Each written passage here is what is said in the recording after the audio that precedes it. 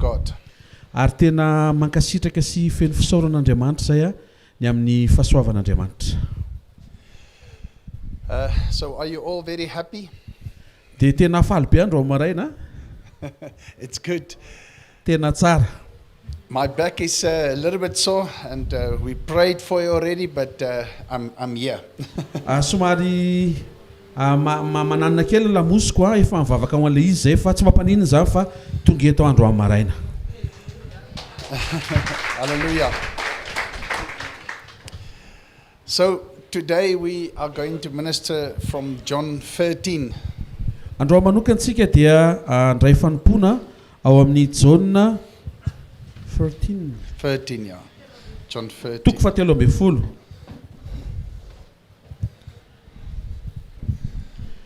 Tain'Andriamanitra tao.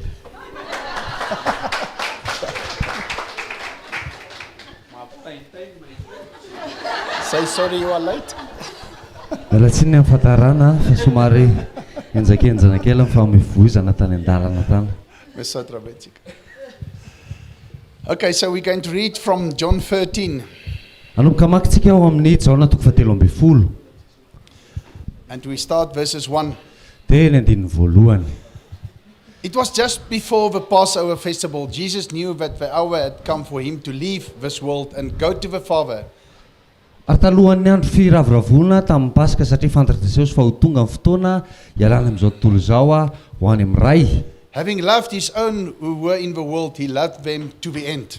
Ary efa tiany azy izay amin'izao tontolo izao. Zafady fa mbola tsy tapitra tompoko. So Jesus is saying that he loved them, but from the beginning until the end. Toy izay Jesosy efa tianao nanomboka hatramin'ny voalohany ka hatramin'ny farany. It's easy to start to love somebody. Mora kely nge manomboka amin'ity olona. But it's not always to complete it right through. Fa tsy mora le hoe mavita an'le izy ka hatramin'ny farany. And that's the first importance of today's teaching. Dia zany dia anisan'ny zavatra voalohany manandanja amin'ny fampianarana androany. Is love. Dia fitiavana. But we will come to that just now. Fa ho tonga antsika rehefa avy eo. So let's put your mic higher. Yeah. Okay, verses 2. Ny andininy faharoa. The evening meal was in progress, and the devil had already prompted Judas, the son of Simon Iscariot, to betray Jesus. Ary mbola teo amin'ny fisakafoanana hariva ary Judas Iskariota zanaky Simona efa nomeny devoly saina rahateo mba hamatika azy. So like there's also now coming in a little bit of a thing for Jesus. Toy efa ao anatin'izay zavatra izay dia mitonga tsikelikely daholo le zavatra hitranga amin'i Jesosy. Because now it's getting to the end. Satria efa marana izy. And what he's doing now is a very important thing. Dia zavatra ataon'izao dia anisan'ny zavatra manandanja be. He says, verses 3, Jesus knew that the Father had put all things under his power and that he come from God and was returning to God. Ary mbola teo amin'ny fisakafoanana hariva ary Judas Iskariota vatopoko ny andininy fahatelo. Verses 3, yeah. Yes. Sady fantatra Jesosy koa fa ny ray efa nalotra ny zavatra rehetra ho eo an-tanany ary Andriamanitra no niaviany sady Andriamanitra koa no iverenany. Now you must remember, whenever you are leaving, it's time for you to say your last things. That's very important. Dia hitanao rehefa miala amina zavatra anankiray ianao dia manomboka amin'izay ianao miteny ny zavatra farany tianao tenenina izay zavatra hitanao hoe manandanja eo amin'ny fiainanao. Before you leave, like for a trip, raha ohatra ianao zao alohan'ny handeha hanao voyage anankiray. Sometimes even you will go and have some dinner together. Dia indraindray ohatrany hoe miara-misakafo ohatra miaraka amin'ny ankonana. You even tell the people how much you care about them. Dia teneninao le olona hoe tena ianao tena mikarakara zareo. You have a good goodbye. Dia manao veloma tsara ianao. For the people you love. Ho an'ny olona tianao.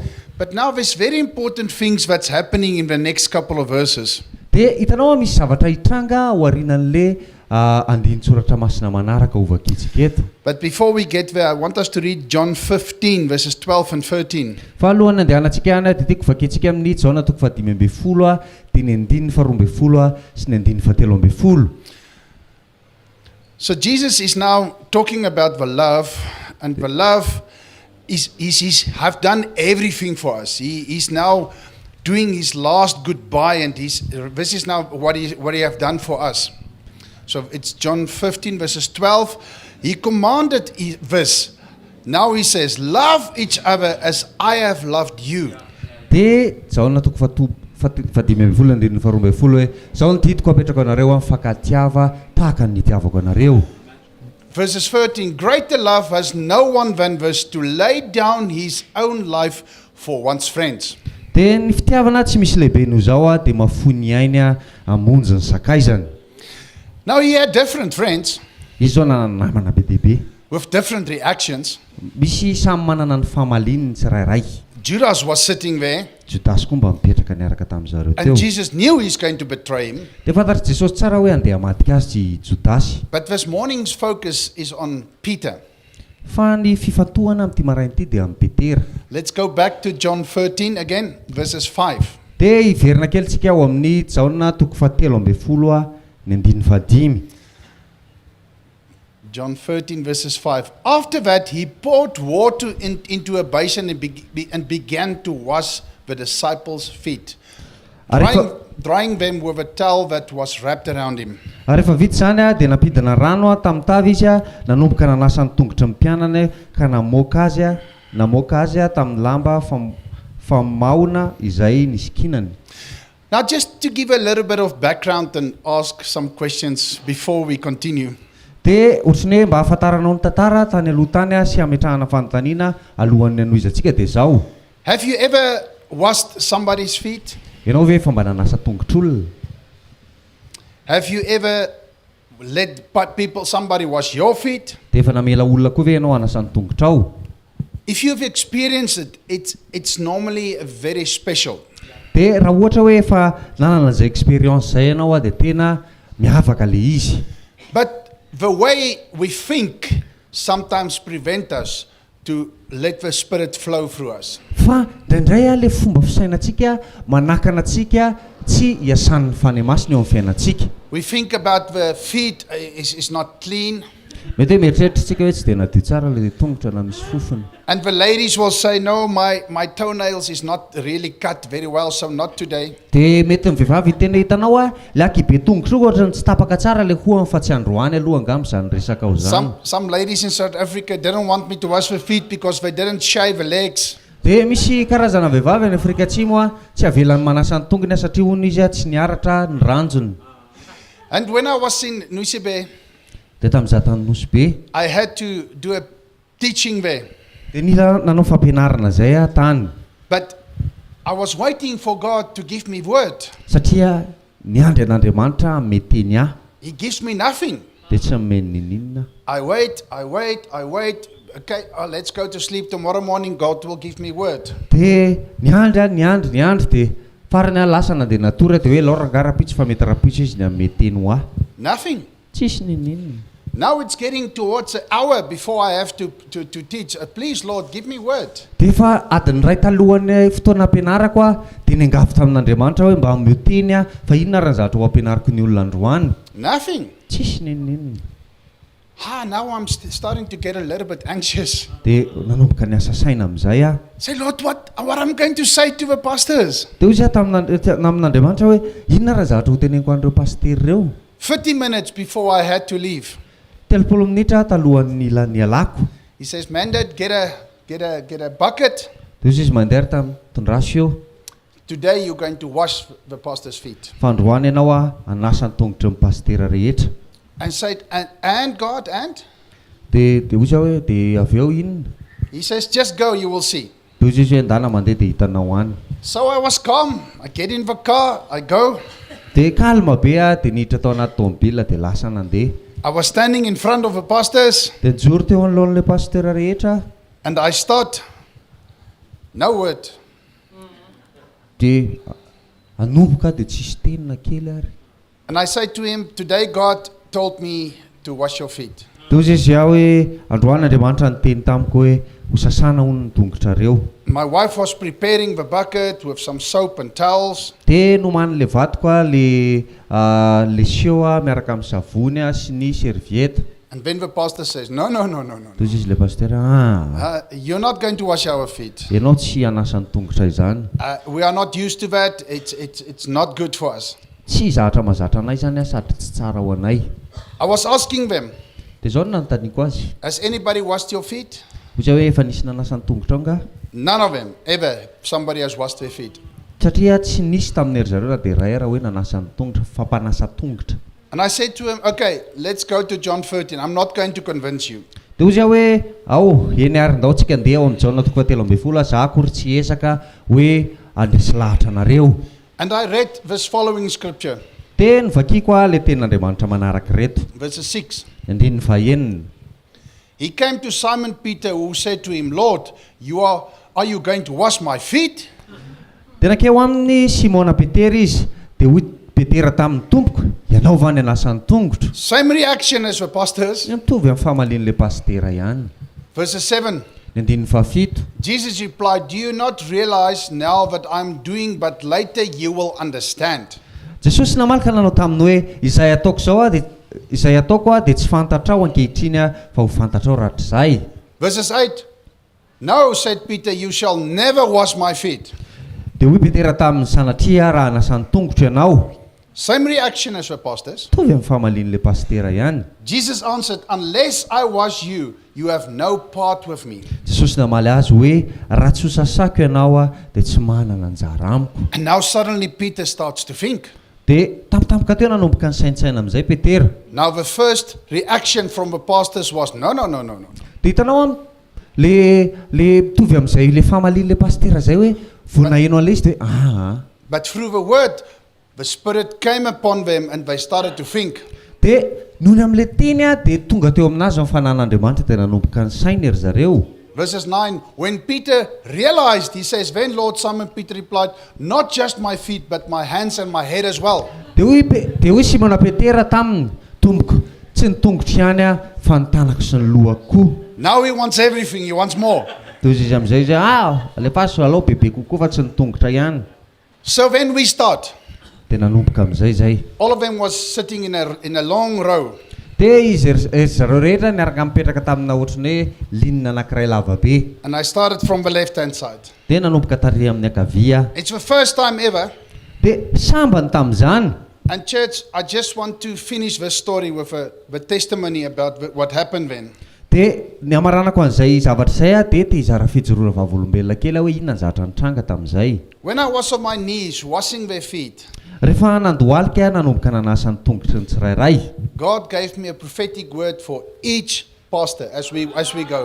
dia nomen'andriamanitra teny ara-paminaniana ho an'ny pastera tsirairay a zay nalehako And after that, dia taorianan'izay they never resisted something like that again. dia tsy nanohatra zavatra ohatr' izany tsony zareo So I'm telling you this story to say, we think sometimes and we react in a certain way. dia ny antony tenenako anao an'izany tantara izany dia satria indraindray tsika fomba famaliantsika amin'ny fomba hafa indraindray And Peter, fa petera and that's my second name, ny anarany faharoa ny anarany eo ampovoany a petera petrus amin'ny teny afrikansa I was a lot like Peter. za tena mitovy amin'ny petera mihitsy I started to change through the Holy Spirit. satria nanomboka niovatsikelikely a tamin'ny alalan'ny fany masina But I was always reacting quickly, fa za ohatrany hoe vao misy zavatra dia mamaly angakaingana be very impulsive.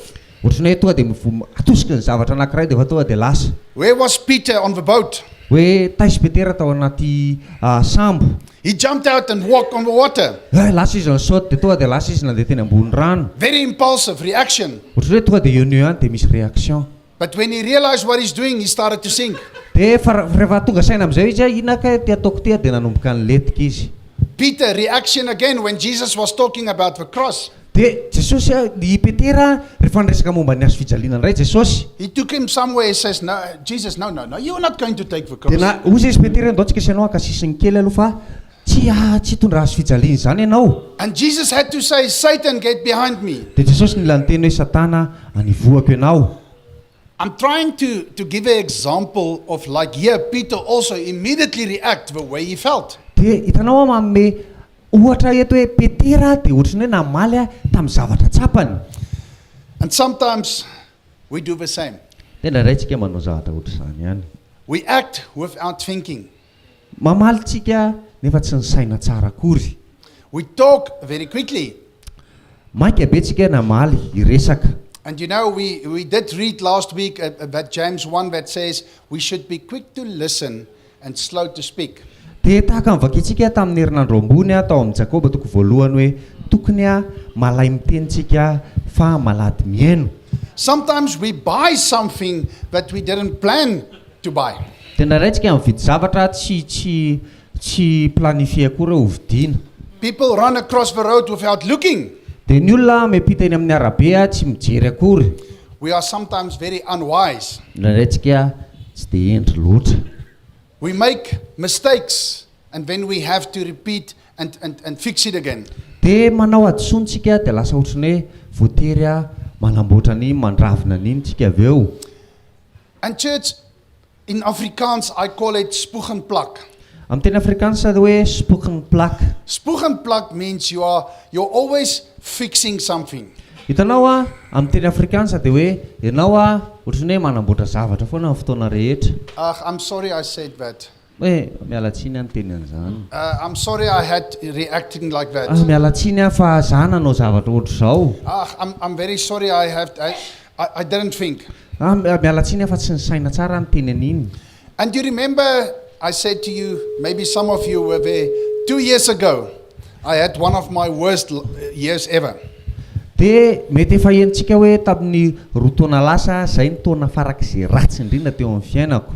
So now I was in my weakness. Dia zao tao amin'ny fahalemeko. Because I had COVID twice and I was very ill. Satria voan'ny corona indroa dia tena narary be mihitsy. Now I cannot minister like previously. Dia zao tsy afaka ohatrany hoe manao asa fanompoana ohatran'ny tany aloha intsony. I cannot go to the gym, I cannot exercise. Tsy afaka mandeha any amin'ny salle de sport, tsy afaka manao exercice. I don't see my friends, I don't have fellowship. Tsy mahita ny namako intsony tsy miaraka ohatrany hoe tsy miaraka mivory ohatr'izao intsony. It was lockdown, my money was low. Ohatrany hoe confinement ny vola mihena tsikelikely ihany. And I was praying that God will help me to find a car for my daughter because now she was finished with school. Dia mivavaka hoe tamin'izany hoe mba ahazo tomobila, ahazo vola hividanana tomobila ho an'ny zanako vavy satria efa afaka ohatrany hoe amty amintsika izy hoe afaka baka tamin'izany. Now I was looking on the internet for the car. Dia lasa nijery tao amin'ny internet nijery tomobila. And I saw a beautiful car. Dia nahita tomobila mahafinaritra be. And I called my daughter, but she's 18 years old. Dia natsoko ny zanako vavy fa izy tamin'izany 12 taona. Said, Rushay, come, Mizah, come look here quickly. Toy izy hoe Rushay avy ety mba mijerijery kely ty tomobila ty. She says, it's beautiful, Daddy. Toy izy hoe tena mahafinaritra be ilay izy ry dada. I said, but we have 1 hour on the auction to make a offer now. Toy izy hoe satria ilay izy ohatrany hoe ilay natao vente aux enchères reny toy izy hoe adiny ray sisa ny ahafahantsika mametraka prix amin'io tomobila io. And I make a bet. Dia lasa nametraka amin'ny prix. I made a bet and after 1 hour we won the car. We got the car. Dia taorian'ny adiny ray dia izay no nahazo an'ilay tomobila. And my daughter is very happy. I am very happy. Faly be ny zanako vavy dia faly be koa. But my wife, she's not as reactive like me. She's not as impulsive like me. Fa mivadiko tsy dia ohatrany metanetana ohatrana loatra izy fa ohatrana zah zao raha ohatra manao zavatra dia tonga dia eo ihany. She says, Maynard, did you see the car before you bought it? Toy izy hoe Mainderta, efa hitanao anga ilay tomobila talohan'ny vitananao azy. Yeah, I saw all the pictures. Toy izy hoe hitako daholo ilay sary rehetra. No, did you go there and to see the car? Toy izy hoe nandeha tany ve ianao nijery ilay tomobila. I said, there was no time. Toy izy hoe tsy nanana fotoana izay. She says, you cannot buy a car like that. Toy izy hoe tsy afaka mividy tomobila ohatr'izany ianao. I said, I already did. Toy izy hoe efa vita ilay iziko. It's finished. Efa vita momba an'izany. The money is already in their account. Efa lasa nery zareo any raha mivolako. So when I went to fetch the car, Dia rehefa lasa nandeha naka an'ilay tomobila. I take a mechanic with me. Dia naka mekanisien niaraka tamiko. And he was walking around the car. Dia lasa izy niodikodina teo amin'ilay tomobila. He says, it looks like this car maybe was in an accident. Toy izy hoe ohatrany efa nanao accident zany ty tomobila I ty. said, yeah, but it looked beautiful in the pictures. He says, yes, but the pictures can be deceiving. Toy izy hoe ka ilay izy nge amin'ny sary mahafinaritra be ny paoziny. Toy izy le mekanisien hoe ka ny sary nge mamitaka e. Church, the moral of the story is, Ry fiangonana ny moral ao anatin'izay tantara zay dia zao. I made a very big mistake. Tena nanao adisoana farak'izay That vavana car be. was in an accident and it was rolling. Hitanao nanao accident le tomobile dia tena le hitanao le mihodinkodina be ireny. Even the axle was bent. Hitanao na ny aksarany ary efa miforotra. I spent twice the money that I had to fix it. Dia lasa ohatrany hoe nandamy vola fois2 an'le vola nividanako anazy nanamboarana an'le tomobile. And now, after 2 years, it's only fixed now. Dia roa taona teo aoriana zay vao vita le tomobile. But you know what? Fa mahafantatra hoe ahoana. Now my daughter doesn't want it anymore. Dia zao zanako vavy tsy ilaintsony le izy. And also my wife says, I understand because it's always fixing. Toy izy hoe azoko tsara mihitsy mampatonga anazy manao an'izany satria amboarina foana le izy. Rubaka, fix. Goka dia amboarina, goka dia amboarina, goka dia amboarina. Now when I go back to South Africa, I have to sell it. Dia rehefa miverina any Afrika Atsimo zao dia mila midiko indray le izy zao. And I just pray that God will give me a good buyer. Dia mivavaka mba omen'Andriamanitra mpividy tsara. Because now the car is fixed. Satria zao efa vita tsara le tomobile. And there's really no problem with it. Tsisy olana intsony le izy. Tsisy devoara hozy izy tsika zay. But the one I bought it for doesn't want it anymore. Fa le olona le mividanako anazy tsy mila an'le izy intsony. So I have to get another car. Dia za zany mila jery tomobile hafa indray. I'm telling you this story to share to you that we can be very, in our character and our nature, can be very impulsive and reactive. Dia hitanao ny zavatra tiako tenenina aminao dia hoe indraindray tsika mitoetra tsika ohatrany hoe mora mamaly zavatra anankiray ohatrany hoe vetivety eo dia tonga dia hoe loranga atao The second part of the lesson out of this dia ny tapany faharoa amin'ny lesona momba n'io ten'Andriamanitra io dia zao is Peter failed to understand the purpose why Lord want to wash the feet.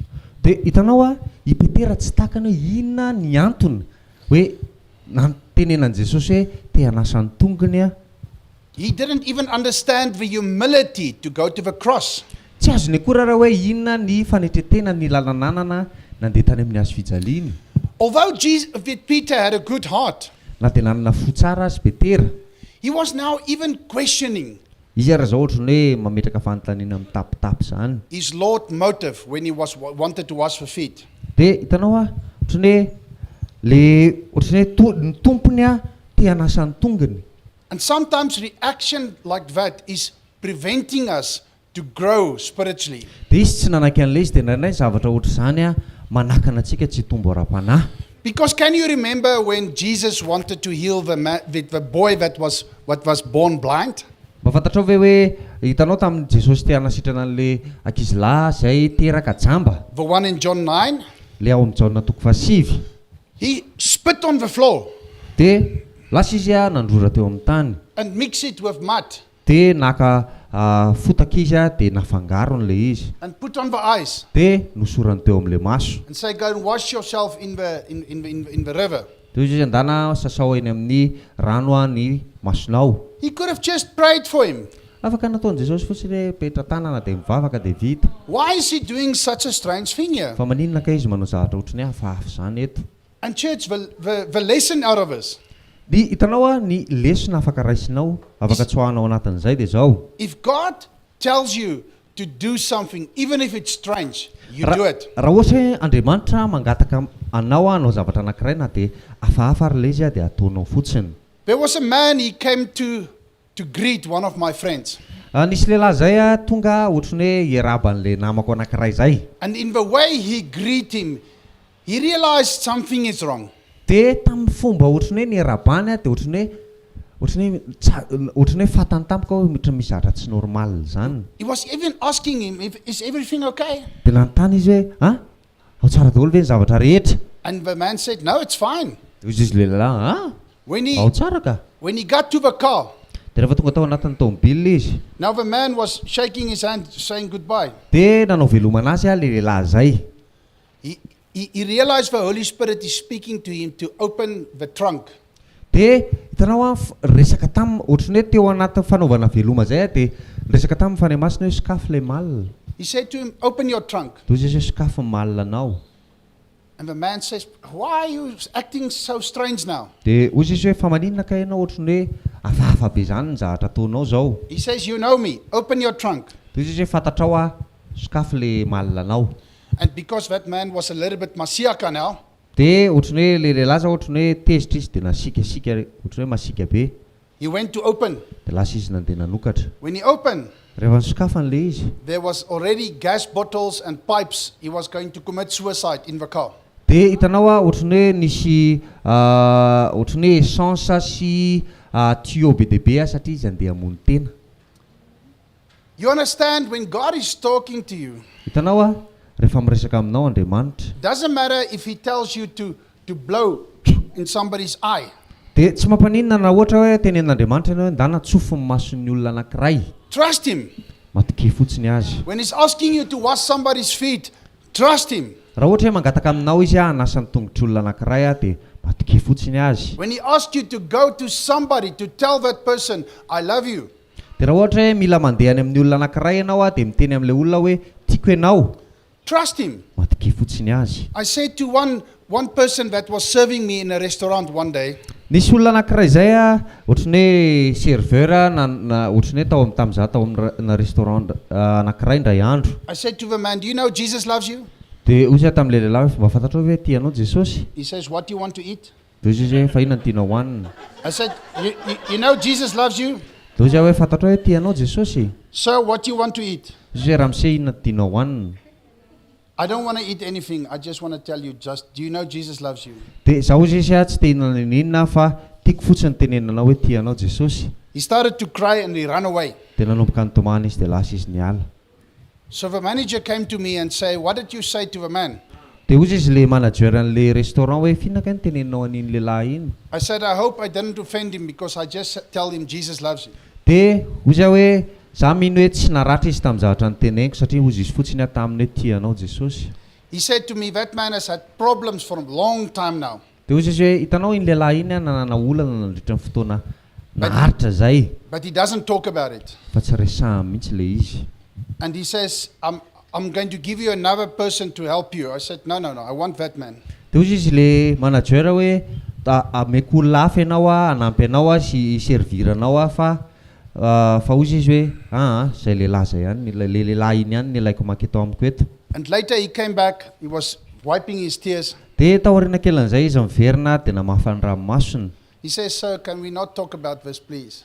De ozy izy hoe ramose afaka mba tsy resahantsika ve le izy azafady. I said to him, I realize you have pain, but I just want you to know.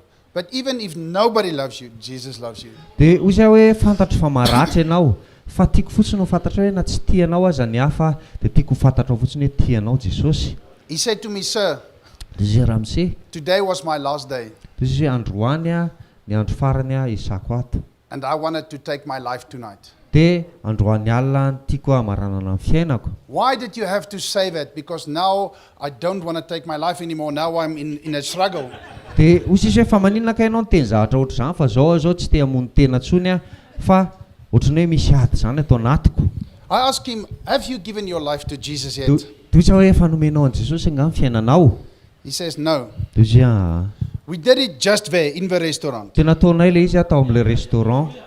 And I asked him, do you have a Bible? De ozy hoe manana baiboly anga ianao. He says, no. De ozy I said, wait. I went home and I quickly fetched him a Bible. de ozy hoe ndraso de lasa nody aingana de lasa nitondra baibola na omena anazy. And from that day, that man started to change, started to go to church, and many things happened. De nanomboka tamin'izay andro zay nanomboka nioba tsikelikely le lehilahy nakany am-piangonana de be dehibe ny zavatra nitranga teo amin'ny fiainany. And remember, I was like a Peter. De taddio tsara hoe za ohatra ny Petera. But when the Holy Spirit came into my life, Fa rehefa tonga teo amin'ny fiainako ny fanahy masina, I started to react differently. de ohatry hoe nanomboka ohatry ny réagir différemment. And I want you to understand that there's 3 words. I'm not sure in Malagasy. I know the first one is going to be etu. De misy teny anankitelo zay tsy de haiko loatra hoe inona le izy amin'ny teny gasy raha misy dikany fa ny anankiray ohatra hoe eto. So there's 3 words I want you to write down. Misy teny anankitelo tiako soratanao. Whenever you are in any situation, na inona toejavatra misy anao. The first word is stop. De ny teny voalohany de hoe janona aloha. So whenever you are confronted in situations, first reaction is stop. Na inona zavatra andalovanao de ny zavatra tokony atao voalohany aloha de mijanona. Why do you stop? Fa maninona ny tokony hoe hijanona? Because you do not have to react immediately. Satria tsy tokony hoe eo ianao de fa hamaly. You do not have to impulsively react like Peter always was reacting impulsively. Tsy tokony anao ohatran'ny Petera ianao hoe vao misy zavatra mitranga de eo de fa lasa mamaly an'iny aingakaingana. Even saying to Jesus, I love you so much, I will never. And Jesus said to him, before the crow, you will deny me 3 times before the cock will crow. Hoy izy hoe Jesosy zange tena tianao de izy Jesosy hoe mbola tsy hanenao akory ary ny akoho de fa andahana intelo ianao. So we should think before we say something. De tokony isaina tsara tsika alohan'ny tenenantsika zavatra. And that's the second word, think. De zay ale teny faharoa hoe misaina tsara. Think firstly who you are, Saina tsara hoe iza aloha ianao. what you are, Hoe ohatrany ahoana ianao. what is your strength and weaknesses. Inona ny tanjakao sy ny fahalemenao. And I can promise you, church, Za afaka ampanantenanao ry fiangonana. if I'm going to buy my daughter now a new car, Raha ohatra hoe zao mandeha hividy tomobile vaovao an'ny zanako. I'm going to take my wife with me, De hoentiko miaraka amiko aloha fa and I'm going to take the mechanic with me. de hoentiko miaraka amiko koa le mécanicien. We should learn from our mistakes. Tokony hianatra tsika amin'ny fahadisoantsika. And even if your heart is good by reacting, Tena de hoe eritreretinao raha hoe tsara ny toe-ponao amin'ny famalianao zavatra anankiray. somebody was correcting me while I'm here in Madagascar. Hitanao nisy olona nanitsy anahy na za aty Madagasikara zao ary. Because I always feel when I get something, I want to give it immediately to somebody else. De hitanao satria isakan'izay misy manome zavatra de ny zavatra voalohany anatin'ny lohako hoe voavoaraiko iny de lao aloha hitady olona izy indray ary nomena an'ity. And this lady spoke to me from South Africa. De nisy an'izay vehivavy zay resaka tamiko avy any Afrika Atsimo izy. Say, minded, no. De hozy izy hoe manderta. You take it, Hozy izy hoe raisinao le izy. you leave it with you, De toetra miaraka aminao eny. you ask the Holy Spirit, what must you do with it? De antaninao aloha fa ny masina hoe inona tokony ataonao momba an'le izy. You don't react immediately. Fa tsy hoe iny eo ianao de mamaly. So when I say, who's got $100 for me, you don't react immediately. You think, you wait, you wait. De raha ohatra zao manontany izy manana $100 ho anahy de tsy tonga de eny eo ianao de amoaka amin'ny volany am-posinao fa mijanona aloha de sainy tsara de miandrasa amin'ny fany masina. So the first thing we do is stop. De zavatra voalohany ataontsika de mijanona aloha. The second thing, we think and pray. De ny faharoa de misaina tsara de mivavaka. And the third thing we do is when we act, De aorianan'izay tsika vao manao zavatra. not react. Fa tsy hoe tonga de mamaly ny eo. Because acting is like this. Satria ny fanaovana zavatra zao de ohatra zao. Slap me. Inona ianao? That's his action. Zay zao le action. This is a reaction. De iny ny valiny. You understand? It's natural. Naturel zany. It's normal. Normal. Michael told me if one time somebody is going to do something with Mahela, his daughter, De nisy fotoana zay any teny taminazy hoe raha ohatra hoe misy olona mikitikitika ny zanako. his reaction, he says, he will kill him. De ny réaction voalohany de hoe maty ianao. And you know, some people will say, yes. Oui. De ny olona sasany hoe tena ataovy mihitsy ataovy mamay mihitsy fa nanao tsy nety. But when you think, Fa rehefa misaina ianao when the Holy Spirit speaks to you, de rehefa miresaka aminao fa ny masina. like in Luke 6, he says, even you should love your enemy. De na ao amin'ny Luka toko fa Luke 6, verses 27. Luka toko fa 9:20 hoe Now, if you think about it, tiavo amin'ny fahavalonao. If Rehefa you- saininao nge zany zavatra zany if you immediately now think, he says, but if you are listening, love your enemies, do good to those who hate you. Kanefa hoy zao aminareo miaino. Izay miaino tiavo amin'ny fahavalonareo manaova ny soa zay makala anareo. Your reaction can be, how's it possible, Jesus, to love somebody that hates you? De afaka miteny amin'ny Jesosy ianao hoe ahoana koa ny fitiavana olona makala anao zany. Let's continue. Toizantsika nge ny 9:20. Is it normal to bless those who curse you?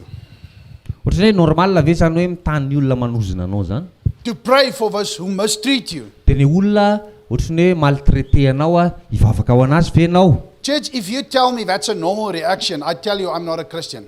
de teneko anao raha ohatra hoe enao ry fiangonana mitena anao hoe réaction normale zany tsy kristianina zany amin'izay fotoana izay Is it normal if somebody tell you, I hate you, to say, I love you?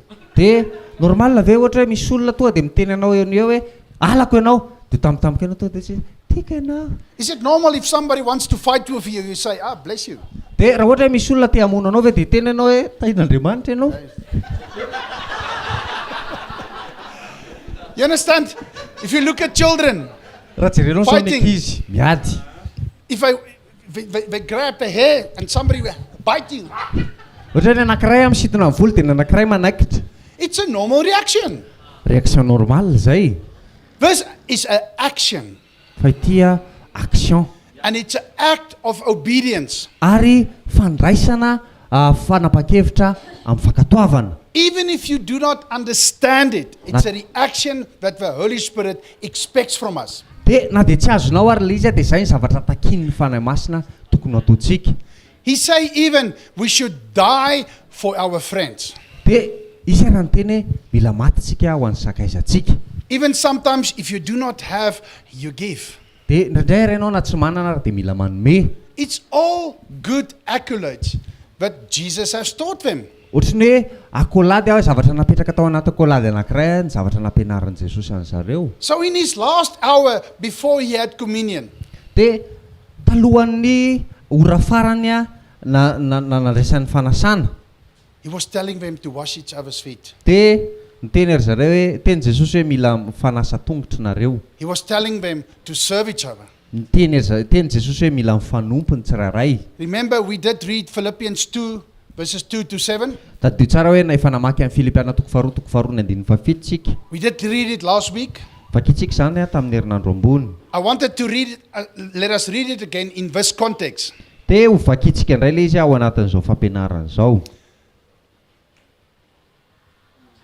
Then make my joy complete. This is now to make Jesus very happy. Be like-minded, having the same love, being one in spirit and one in what's the last word? One in? Mind. One in mind.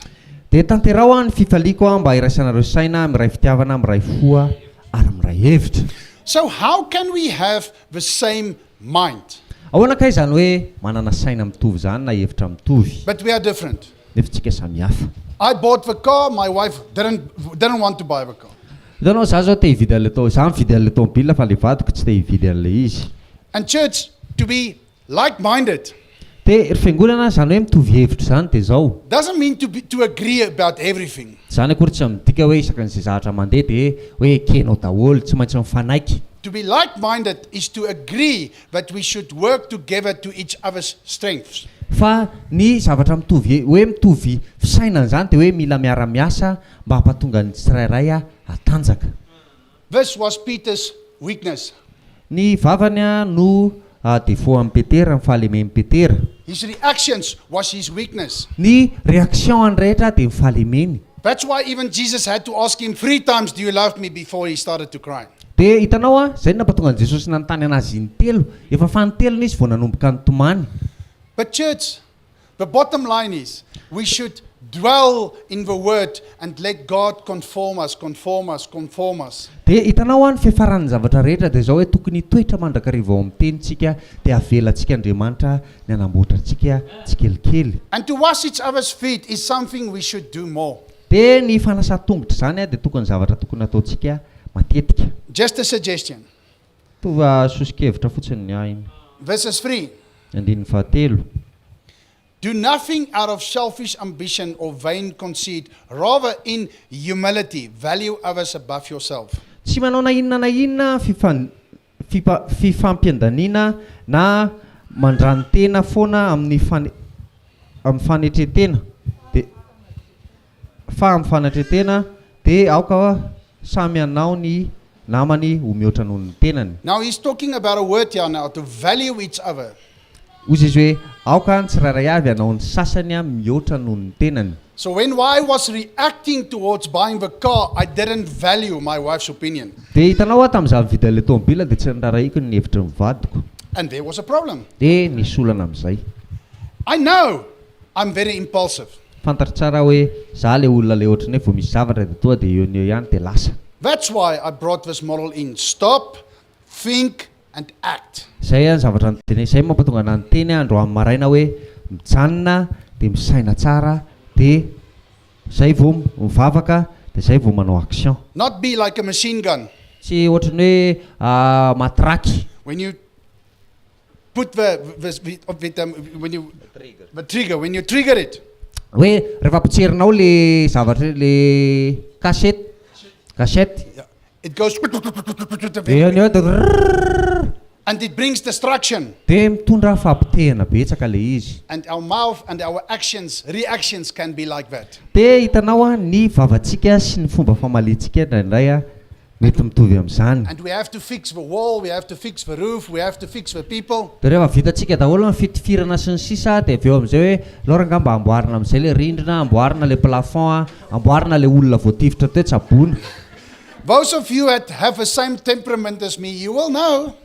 Hitanao raha ohatra hoe ianao mitovy tempérament aminahy dia fantanao tsara hoe ianao mihitsy izany resahany izany. Many times you have to go afterwards say, I'm sorry. Dia imbetsaka ianao mila miteny rehefa avy eo hoe tena miala tsiny rangamba tsy. As Peter had to go say, sorry, Jesus. Dia ohatra ny Petera niteny hoe miala tsiny Jesosy. When he heard the cock crow, he was very sorrowful and sorry. Izy rehefa nahino an'le akolana neny Petera dia teo amin'izay izy vao tonga saina tena tsy netika ilay zavatra nataony. There's nothing wrong with Peter's heart. Hitanao tsisy ninina ohatrany hoe tsy nety tao am-pon'ny Petera. There's a lot wrong about his reactions. Fa ny zavatra problema dia ny reaction-ny. Verses 5. Andiny fadimy. In your relationship with one another, have the same mindset as Christ Jesus. Zao voasoratra hoe aoka ho aminareo izao sain'izao izay tao amin'ny Kristy Jesosy koa. So now, if we always act as Jesus, Dia zao raha ohatra hoe tovy amin'ny fomba fataon'i Jesosy daholo ny reaction antsika, ny action ataontsika. we will know when to lay hands, Dia fantatritsika amin'ny fotoana hoe oviana anao ny tokony hametra tanana, when to spit on the ground, roviana ny tokony androra amin'ny tany, when to ignore, roviana ny tokony hoe tsy when rarahinao le when izy, to rebuke, roviana ny tokony hoe mila mananatra ianao, when to throw the tables. roviana ny tokony avadika ao ny latabatra. In every situation, we will wait, like Jesus says, he only does what his Father tells him to do. Dia hitanao tokony hiandry tahaka an'i Jesosy tsika satria Jesosy niteny hoe tsy manao na inona fa tsy lazainy ray azy ihany. Even in John 8, he could have reacted when they said to him about the prostitute. Dia hitanao na dia ao amin'ny Jaona 9 afaka nyreagirange izy tamin'le noentiny ry zareo teo aminazy le mpivariteny. But no, he did the same thing. Fa zao izy nanao zavatra mitovy ihany. Stop. Mitsanona aloha izy. Didn't say anything. Tsy niteny ninninona. Was writing on the ground. Nanomboka nanoratra teo amin'ny tany. Waiting. Miandry. Thinking. Saina tsara. And then acting. Dia zay izy vao namaly. Wisely. Ampahendrena. You understand the situation regarding Jesus and Peter, the differences? Mba azonao ve hoe inona fahasamefan'ny Petera sy Jesosy? Misy fahasamefana be mihitsy. And Peter had the same heart as Jesus. Dia Petera nge nanana fo mitovy amin'iny Jesosy ihany. Jesus loved him very much. Satria tena tiany Jesosy izy. He's a good man. Lehilahy tsara izy. Just as my wife likes me. Ohatrany nitiava mivadika anahy ihany. But sometimes he doesn't like what I'm doing. Fa indraindray tsy tiany ny zavatra ataoko indraindray. But praise God, in the last 2 years, there was not a reaction like that anymore. Fa misaotra an'Andriamanitra tao anatin'ny roa taona zay tsy nisy zavatra ohatr' izany intsony ny tranga ve Manjari. efa fay dia manomboka manjary amin'izay zavatra atao. Patience, faharitana. Anana faharetana tsara amin'izay rehefa hanao zavatra. Verses 6. Ny andininy fahaenina. We almost finished. Efa marantsika. Whom being in the very nature God did not consider equality with God someone to be used to his own advantage. Izay na dia manana ny endrik'Andriamanitra aza dia tsy nataony azo fikirina mafy ny fiadiviany tamin'Andriamanitra. And here we can see the difference between Jesus and us. Eto amin'izay hitantsika amin'izay fa samihafantsika amin'ny Jesosy. Jesus' nature Hitanao ny natiran'i Jesosy was spiritual. dia ara-panahy. he had to learn how men and people react. Dia nila nianatra izy hoe ohatry ny ahoana fomba réaction an'ny olona sy fomba fataon'ny olona. He also had to look to understand the humans. Nila nijery izy mba ahafahany matakatra tsara ny zanak'olombelona. Because God didn't know sin. Satria Andriamanitra tsy nalala fahotana. He didn't know the way people were thinking. Tsy fantany akory ohatry ny ahoana ny fomba fisainan'ny olona. He's got nothing in him that thinks badly. Tsisy zavatra mihitsy ao anatiny hoe isaina ratsy izy. So Jesus had to go through the disciples to try to understand the way they think and also then acting in a way that God can help us. Dia hitanao nila ohatry hoe nila niaraka tamin'ny mpianatra teny izy nahafantarana hoe ohatry ny ahoana fomba fisaina amin'ny mpianatra dia nefa koa izy nila niandry an'Andriamanitra mba ahafahany hoe inona ny zavatra afaka atao anampiana an'ilay olona. And I want to finish off by saying that's why Jesus said to Peter, dia ny amaranako dia zao hoe zay nge nampatonga an'i Jesosy ny teny amin'ny Petera hoe if I do not wash your feet, zay raha tsy manasa ny tongotra ao you will have no part in me. dia izy zay tsy manana anjara amiko ianao na dia kely akory aza. That means, Peter, you will never understand dia izy hoe zany Petera dia midika hoe tsy ho takatra ao mihitsy. what I'm going to expect from you when I leave a church, the world. Dia izy hoe tsy ho takatra ao mihitsy ny zavatra andrasako aminao rehefa hiala eto amin'izao tontolo izao Because he knew Peter was the one that he's going to build this church on. Dia fantany tsara satria hoe Petera no anisan'ny anangana an'ilay fiangonana tamin'izany. So if a leader of a church doesn't understand what Jesus is trying to do in situations, Dia raha ohatra hoe mitarika ao anatin'ny fiangonana tsy mahafantatra sy mahatakatra hoe tsy mandrapahatakara hoe inona zavatra tokony atao amin'ny toe-javatra anankiray, it doesn't help. tsy manampy n'izy zany. See, we never hear what the reaction of the other disciples was in the boat. Hitanao tsy henontsika kory hoe inona zavatra resahan'ny Baiboly momba an'ilay mpianatra 12 laza nijanona tao amin'ny sambo. We never know how much they love Jesus. Tsy mbola henontsika mihitsy hoe ohatry ny ahoana ny tena fitiavany an'i Jesosy. There's a lot of talking about Peter.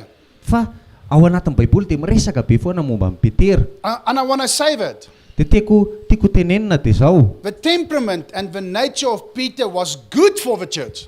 Hitanao ny tempérament sy ny toetran'i Petera dia tsara ho an'ny fiangonana. I'm the type of person when a child is running over the street, Dia za le karazan'olona raha ohatra hoe mahita zaza mandehandeha eny an-dalana eny. I will run after him even if a bus strikes me. I will save that child's life. Dia raha ohatra hoe misy zaza ohatra hoe miampita tampoka ka ohatra ny hoe tady voadonan'ny tômôbila dia za hiazakazaka monjy an'iny zaza iny na dia mety ho very mihitsy aza ny haiko. I always want to help people, Satria za te hanampy olona foana, serve people, hanompy olona foana, giving something for people. te hanome zavatra ho an'ny olona foana. And my love is really very unfailing. Dia hitanao ny fitiavako tsy mety ohatry ny hoe tsy mety raraka na tsy mety mihena zany.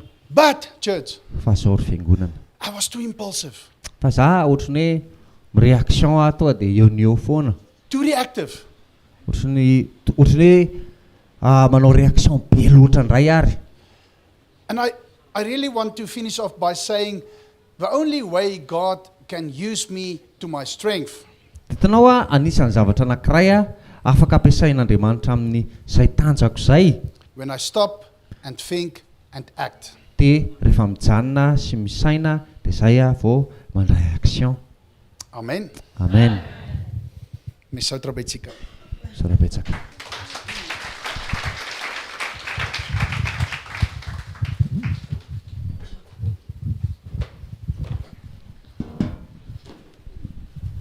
Alleluia. Mino fa tsy niaino eny fotsiny tsika, nampiasa fotsika ary nanendry ny sofintsika mba handre sy handray zavatra androany maraina. Amen. Sasa mahita zany fa olona mitovitovy amin'izay dolo zany tonga androany maraina eto matoa ianao io zany tonga eto ho anao zany le teny. Tena zany saotra ny tompo saotra ny Jesosy tonga teto androany ka. Oza misy mantafa ngasika sy tonga ka. Isa maraina ane dia combat foana ane no avy eto e. Fa mpandresy foana. Amen. Afaka alefa mifanatitra. Alléluia. Azadino fa amin'ny zoma dia mbola Ralamendert no mitondra ny teny ao amin'ny trampok'olona kely. Dia amin'io fotoana io tsika no manao an'ilay fanomezana izay tenena tamintsika tamin'ny herinandro ambony ataovy misokatra fotsiny fonao fa maniraka mpanompo Andriamanitra avy any amin'ny tanàna misy azy, avy any amin'ny firenena misy azy, avy any amin'ny fiainam-piankonany a, dia mahafoy an'izany rehetra izany a, hitondra afatra anangana anao, ampety anao, ananatra sy anintsy. Zareo zao tamin'ny fianareo ny tonga Michael? Tamin'ny valo sasany alina ny tonga avy amin'ny Mahajangana nandeha avion. Marina fa nandeha avion, heverina fa tsy reraka fa mitsotra aminao marina fa mahareraka izany. Kanefa andro amin'ny maraina dia mbola tohita le mba nataoko traduction kely teo iny a, resaka le lamosina. Tena salama be ny lamosina fa mbola tonga eto satria ny rahan'Andriamanitra eto Madagasikara izy a ho anao. Ianao mireazira fafy mihitsy mbola ny foaza maraina tonga eto irahan'i Jesosy a, anome anao an'le fantsiana mba hapety anao. Tena oreto a. Fitiavan'Andriamanitra antsika ny tena drandray ataontsika tsinitsininy. Aza atao tsinitsininy raha mbola isy ny fotoana dia tongava mianatra. Alleluia. Zavatra telo izy tao, ina le voalohany? Stop, tsara kely fotsiny aloha. Dia le faharoa, think and pray. Tadidinareo malitsika nomeny Jesosy le hoe maharitra moa, dia maharitra maninona? Maharitra mivavaka. Raha samy miandry ihany zany hoe miandry an'le direktiva tsara dia maninona? Miandry mambavaka tsara. Dia any amin'ny fahatelo vao akta amin'izay vao mihetsika. Fa tsy hoe mamaly. Le réaction zany ohatrany hoe tonga dia mamaly fotsiny, mamaly botana. Zay fiantsoana azy. Fa tsy izay tsony ary tsy mampety antsika izay satria araka ny teniny teo hoe amin'ny hafanampo amin'ny ohatrany hoe ianao mahatsapa hoe tena mety zany dia ohatran'ilay tomobile misy zavatra tsy mitombonao fa isaorana ny tompo moa fa lasa lesona le izy. Alleluia. Dia mianatra tsika. Za zao tena nandray be mihitsy tena dirainy Jesosy fa mila misaina tsara tsika, vavaka tsara, dia amin'izay ao amin'le ilan'Andriamanitra tsara arak'izay hitarihany ny zavatra ataontsika. Ataontsika hitsangana dia hivavaka isaora Andriamanitra, misaotra ray amin'ny laran'i Jesosy ny amin'ny fidiranao an-tsehatra mamangy anay amin'ny fahamarinana, misaotra ny amin'ny fanatrehanao andro amarinana, fampiasanao mpanomponao, misaotra ny amin'ny lesona ny teny, misaotra ny amin'ny asa ary mahatsiaro ambavaka ny tsiraray avy izay tonga eto izay. Misaotra betsaka fa nomenao ny teny mpantsiana mba hahatonga anay hitaratra amin'ny fiainanay, eo amin'ny fitaratry ny teny mba hitanay hoe misy fotoana izay manao réaction ohatry ny Petera ary hifonanay aminao zany satria mampalahelo anao. Lasa mihetsika mamaly botana fotsiny avy amin'ny zavatra mitranga sy miseho ary indrindra miainga amin'ny fahatsapana.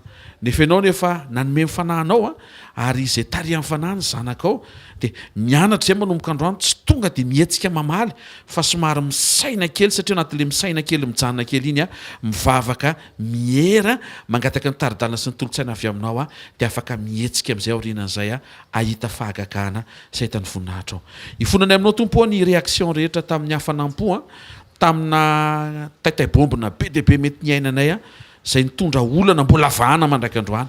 Mino kosa izay nefa fa famindraponao ary famelan-keloka mahimaimpona avy aminao dia voahomana ary ahafahany miainga vaovao maraina satria vaovao maraina koa ny famindraponao. Tsaroviny tsiraray avy izay manana an'izay réaction mora taitra izay mba afaka handray an'ilay fantsiana ara-potoana atonga anay amindra amin'ny fombanao, fansainao Jesosy dia tsy manao na inona na inona ianao raha tsy efa niteny taminao na ray. Manomboka andro maraina koa dia mamolaka ny ao anatinay izay mba na inona hoatrena sy atao dia bitsika avy aminao vao mihetsika izay. Amin'ny anaran'i Jesosy Kristy avy Nazareta. Amen. Bless you.